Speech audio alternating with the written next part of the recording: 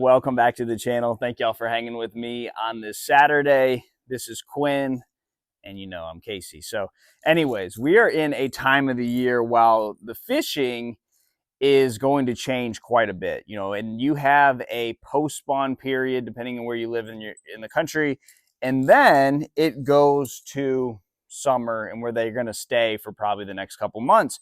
But until they get there, the fishing is going to change quite a bit. And I think you hear a lot about transitions, and it's very important to note that transitions are almost impossible to follow the same fish around. You have conditions that are going to change, and that happens year round. What's that? I think I'm gonna sit right here. Okay, so the conditions are going to change, and you can change with the conditions and catch the fish. So you may have a line of bushes, and it's sunny and calm, and you're catching them flipping, and then the next day you get clouds and wind, and you got to change to a spinnerbait. That's doable. You can do that in a lot of different situations. There's times when it may be sunny and calm, and you're catching them around docks. They're really using that shade, and then it gets cloudy.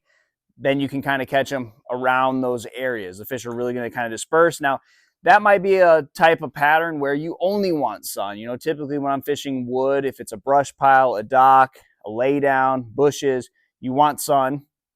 But some of those types of cover, you can still catch them when clouds and wind and all that. And that, again, is very doable. But when you have big transitions, like probably the worst one for me is when they go from the pre-spawn to the spawn. You will never find that group of pre-spawners and go and catch them in the spawn. They have completely dispersed. They were all on this one spot, and they have swam in all directions. You'll never relocate that group of fish. And the same thing goes for right now. When you have a group of fish move off to an offshore ledge, this is typically lowland reservoirs that have a defined creek channel and main river channel. When they leave, they go in the brush piles, they go in the grass.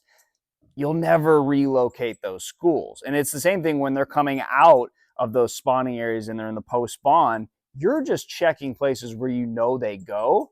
You're not following them out of the spawning bays. Now, is it smart to fish a point that is out in front of a spawning flat? Is it smart to go check that first ledge right out in front of that spawning flat? Of course, but you're never really following the fish. They just show up magically one day. So that's the same thing now. You got to continue to find new fish. You can't go back to the same areas. But I will note, being the shallow water fisherman that I am, and that I spend most of my time shallow, even June and July, I will say, and I'm going to go out on a limb on this, but I will say that a lot of really good shallow areas are close to some of the best offshore ledge places. So I will, what's up? What's that sound I hear? That's the boat squeaking, you moving around, squeaking it. So the community hole type places where there's a lot of pressure, but a lot of fish want to go, like on a big offshore ledge, and you see a lot of boats on them, there will typically be good shallow fishing in that area of the lake. And it may not be more than a couple 100 yards.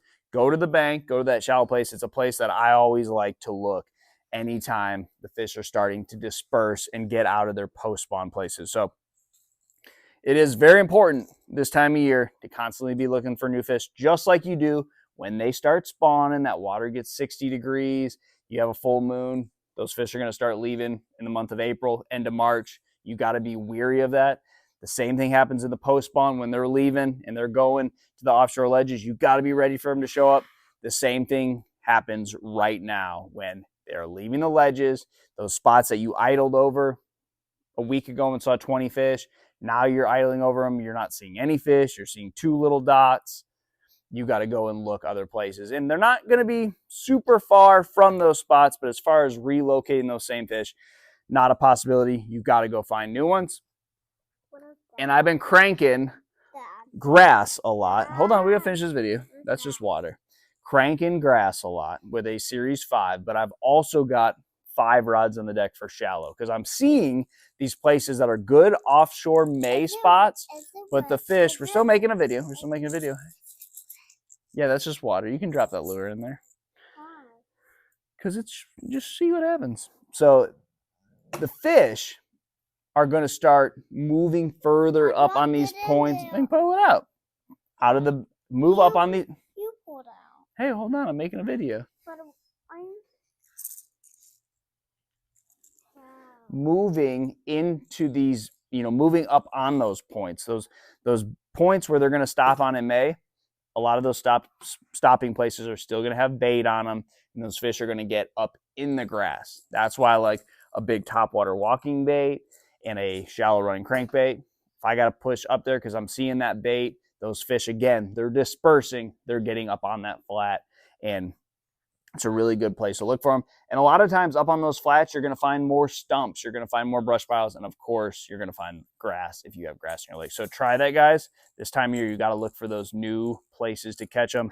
And then they're going to be good for the next couple months. So you got your work cut out for you right now as the fish are in transition. But once you start finding spots, they should be good for the next couple months. So try that, guys. Good luck to you. And I'll see you on the water.